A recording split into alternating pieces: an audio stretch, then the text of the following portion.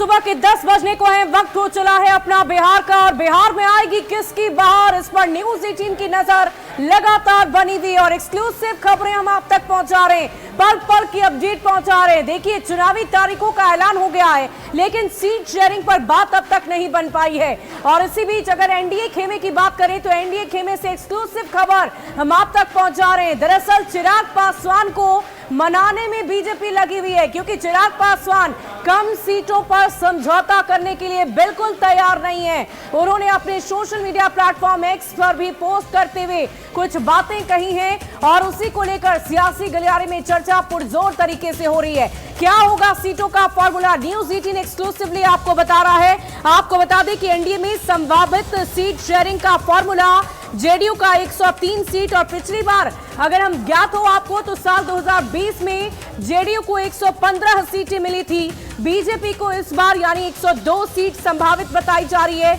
पिछली बार को अगर हम याद करें तो 110 सीटें बीजेपी को मिली थी। एलजेपीआरवी 20 से 25 सीट की मांग कर रही है, हम 8 सीट की मांग कर रही है। और पिछली बार की जो सीटों की संख्या जीतन राम मांझी की पार्टी की थी वो 7 सीटों की थी, आरएलएम 5 से 6 सीट। महागठबंधन में अगर हम सीट शेयरिंग के फॉर्मूले की बात करें तो जो सूत्रों के हवाले से जानकारी हम तक पहुंच रही है वो ये है कि आरजेडी 134 सीटों पर चुनावी रणभूमि में अपने उम्मीदवारों को उतारेगी। पिछली बार आरजेडी को 144 सीटें मिली थी, यानी कि 10 सीट ज्यादा इस बार आरजेडी अपने पास रख सकती है। कांग्रेस 60 से 65 सीट, हो सकता है कि कांग्रेस में 70 सीटों से कम सीट यानी कि 5 सीट और कम उन्हें मिल सके। लेफ्ट में 35 सीटें, पिछली बार 29 सीट मिली थी, जेएमएम को भी 2 सीट मिल सकती है। वीआईपी 60 प्लस सीट पर लड़ना चाहती है, वीआईपी को 10 से 12 सीटें मिल सकती है। और पिछली बार एनडीए से 11 सीट पर वो वीआईपी पार्टी यानी कि विकासशील इंसान पार्टी की बात करें तो उन्होंने चुनावी लड़ाई लड़ी थी वीआईपी प्रमुख मुकेश सहनी ने। तो देखिए, सीट शेयरिंग को लेकर लगातार चर्चा हो रही है। अब ऐसे में देखने वाली बात होगी कि क्या फॉर्मूला सेट हो पाता है, क्योंकि लगातार चुनावी तैयारियां की जा रही है राजनीतिक दलों की तरफ से, और लगातार बैठकों का दौर जारी है। ताबड़तोड़ बैठक चल रही है, दिल्ली से पटना तक बैठक चल रही है, लेकिन सीट पर सेटिंग कब होगी ये देखने वाली बात होगी। अभी फिलहाल चिराग पासवान को मनाने की बात चल रही है।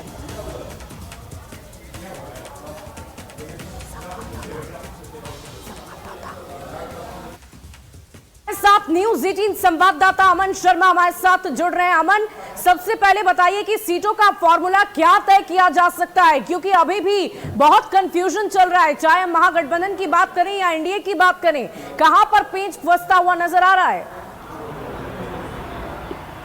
देखिए, बिहार एक राजनीतिक जटिल राज्य है जिसमें हमेशा से जो सीट डिस्ट्रीब्यूशन है वो आखिरी दौर में जाती है, और इस बार भी ऐसा ही लग रहा है कि सीट डिस्ट्रीब्यूशन आखिरी दौर में ही जाएगा। जो मोटा मोटा बताया जा रहा है कि जो जेडीयू है, जो नीतीश कुमार की पार्टी है, वो कम से कम 103 सीट लड़ना चाह रही है, और कह रही है बीजेपी को कि बाकी सीटें आप लड़िए और आप बाकी पार्टीज को मनाइए।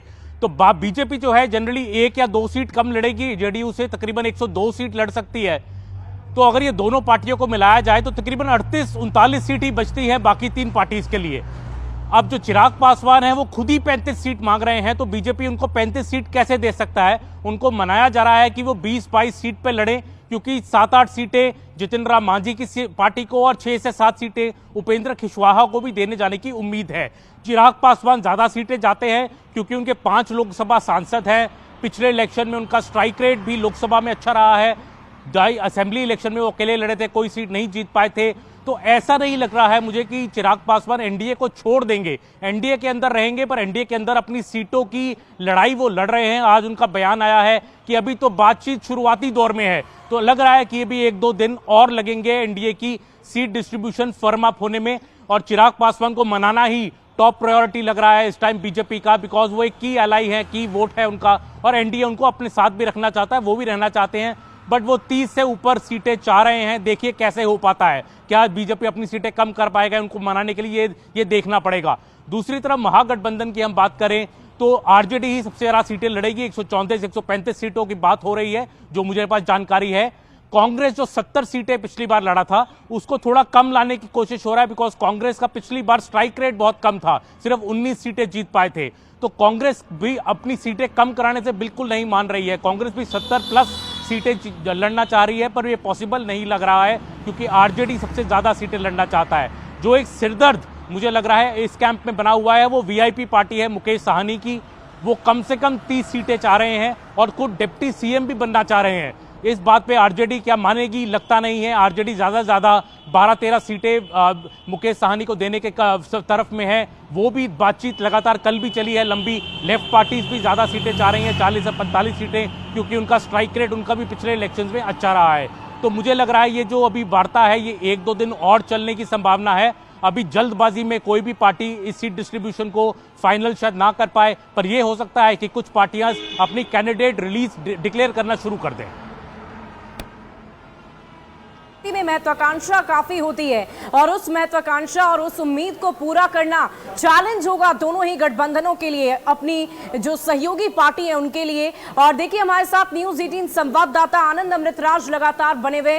आनंद, हम जानना चाहेंगे कि अमन जो फॉर्मूले अभी हम तक पहुंचा रहे थे और न्यूज़ 18 जो एक्सक्लूसिवली अपने दर्शकों तक पहुंचा रहा है, क्या उस फॉर्मूले में खासकर अगर हम एनडीए गठबंधन की बात करें तो चिराग पासवान मान जाएंगे क्या? देखिए, चिराग पासवान मान जाएंगे या नहीं मान जाएंगे ये बड़ा सवाल नहीं है। एनडीए के मजबूत घटक दल है। बिहार में तीसरी सबसे बड़ी पार्टी के तौर पे चिराग पासवान की पार्टी है। जाहिर तौर पे वो बार बार अपने आप को प्रधानमंत्री नरेंद्र मोदी के हनुमान के तौर पे पेश करते हैं। तो जाहिर सी बात, अब से कुछ देर पहले जब हम लोगों ने उनसे सवाल पूछा था क्या चिराग पासवान नाराज हैं, उन्होंने कहा कि समय आने पर सब कुछ जानकारी आपके सामने हो जाएगी और मेरे एक्स पर जो पोस्ट किया गया उसके कई तरह के अर्थ निकाले जा रहे हैं, जिन्हें जो अर्थ लगाना है निकालना है निकालें।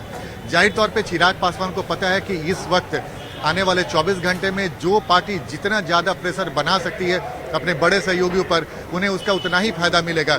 और चिराग पासवान को भी बखूबी ये पता है। चिराग पासवान ने कहा भी था कि पिछली बार मेरे बारे में कहा जा रहा था कि आपको सिर्फ 2 लोकसभा सीट मिलेगी और बाद में मुझे 5 लोकसभा सीट मिला। यानी कि चिराग पासवान ने उस उदाहरण के बहाने ये बताने की कोशिश की है कि मेरे बारे में जो भी कयास लगाए जा रहे हैं उससे कहीं ज़्यादा सीटें मुझे मिलने की उम्मीद है। जाहिर तौर पे जैसे अमन अभी हमको बता रहे थे और अमन ने जो जानकारी दी, एनडीए में कमोबेश प्लस माइनस 1 या 2 सीट इधर उधर हो सकता है और जो फार्मूला दिया गया बिल्कुल उसी के आसपास रहने की संभावना है।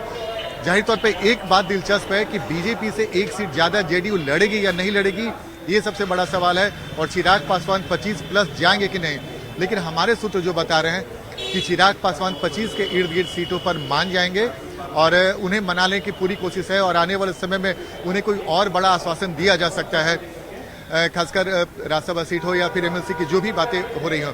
लेकिन इतना तय है कि एनडीए के लिए आज का दिन बेहद महत्वपूर्ण है। जेडीयू के लगातार सोर्सेस से हम जानकारी ले रहे हैं और जो बातें हो रही हैं यही निकल कर आ रही है कि चिराग पासवान आने वाले 24 घंटे के अंदर मान जाएंगे और ऐसी परिस्थिति आएगी कि एनडीए के वोटरों को, सबसे बड़ी बात है कि अगर आप सीट को लेकर जिद फैलाते हैं और वाकई आनंद देखने वाली बात होगी कि चिराग पासवान जिस तरह की उम्मीद कर रहे हैं उस उम्मीद पर एनडीए गठबंधन खड़ी होती है या नहीं, और क्या बात निकल कर सामने आती है, सीट का फॉर्मूला क्या सेट होता है। फिलहाल तो ताबड़तोड़ बैठकें चल रही है। और देखिए इसी बीच हमारे न्यूज़ 18 संवाददाता दिल्ली से अमन लगातार हमारे साथ बने हुए। अमन, मैं आपसे ये जानना चाहूंगी कि आप कुछ ही देर पहले स्ट्राइक रेट की बात कर रहे थे, अलग अलग राजनीतिक दलों की क्या स्ट्राइक रेट रही थी, उसके हिसाब से सीट शेयरिंग का फॉर्मूला तय किया जा सकता है क्या?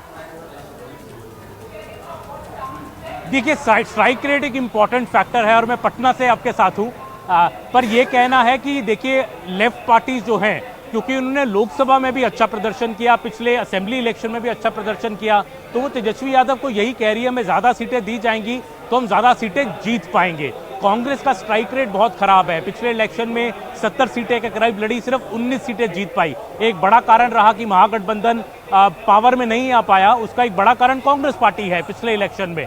तो ये बातें रियलिस्टिक हैं और इस बातों पे तेजस्वी यादव भी कांग्रेस को ये समझाने की कोशिश कर रहे हैं कि रियलिस्टिक नंबर ऑफ सीटों पे आप लड़िए जिन पे आपके जीतने का चांस ज़्यादा है। बट कांग्रेस में हमेशा क्या होता है कि इज्जत की लड़ाई हो जाती है कि हमें एक रिस्पेक्टेबल नंबर चाहिए। तो ये बातें अब लालू प्रसाद भी क्या इसमें वे करेंगे कि सिर्फ तेजस्वी यादव डिसाइड करेंगे कि कांग्रेस मान जाएगी, ये बातें अब मुझे लगता है भी 1 आध दिन और लगेगा। दूसरी तरफ एनडीए, आप एनडीए का कैंप देखें, चिराग पासवान का भी यही कहना है कि मेरा स्ट्राइक रेट बहुत अच्छा है। आपने पिछले लोकसभा इलेक्शन में देखी है, मैं 5 सीटें जीता और जितनी भी सीटें दी गई हम जीते, तो हमारे में ज़्यादा सीटें मिलती हैं असेंबली इलेक्शन में, उसमें भी अच्छा परफॉर्म कर सकते हैं। वो सारी सीटें हम शॉर्ट जीत सकते हैं। चिराग पासवान ये भी बीजेपी को समझाने की कोशिश कर रहे हैं कि मुझे सीटें अक्रॉस द स्टेट चाहिए, कोई सिर्फ एक रीजन में नहीं चाहिए। हमारे 5 एमपी हैं तो उन 5 लोकसभा क्षेत्रों में हमें 2 से 3 सीटें मिलनी चाहिए। तो और भी क्षेत्र में उनकी डिमांड है, कई सीटों पे बीजेपी के सिटिंग एमपी हैं, तो मामला थोड़ा चिराग पासवान को लेकर जटिल है। ये उम्मीद जरूर है कि कल तक वो शायद, जैसे हमारे सहयोगी बता रहे थे, 25-26 सीटों पर मान जाएं, पर अभी वो 30-35 सीटों की डिमांड उन्होंने रखी है। देखिए ये बात कहां तक जाके बनती है। वाकई अमन, इंतजार रहे और इंतजार पूरे बिहार की जनता को है, तमाम राजनीतिक दलों को भी है कि बात कहां पर जाकर बनती है, सीटों का क्या फॉर्मूला तय किया जाता है। और देखिए लगातार इस पूरी खबर पर आप नजर बनाए रखें, हम फिर आपसे जुड़ेंगे और पूरी जानकारी लेंगे।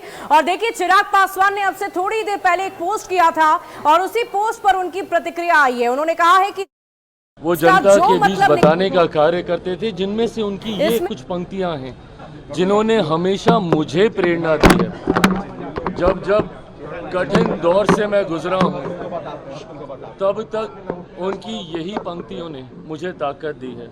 जुल्म करो मत, जुल्म सहो मत, जीना है तो मरना सीखो, कदम कदम पर लड़ना सीखो। अगर मैं लड़ता नहीं तो उन विपरीत परिस्थितियों से बाहर नहीं निकलता। आप संभवतः इसके कई राजनीतिक मायने निकालने का प्रयास कर रहे होंगे, पर मेरे लिए इनके राजनीतिक मायनों से ज़्यादा मेरी पिता के द्वारा दी गई वो शक्ति है जिसने हमेशा मुझे कठिन समय में हिम्मत बांधने का काम किया।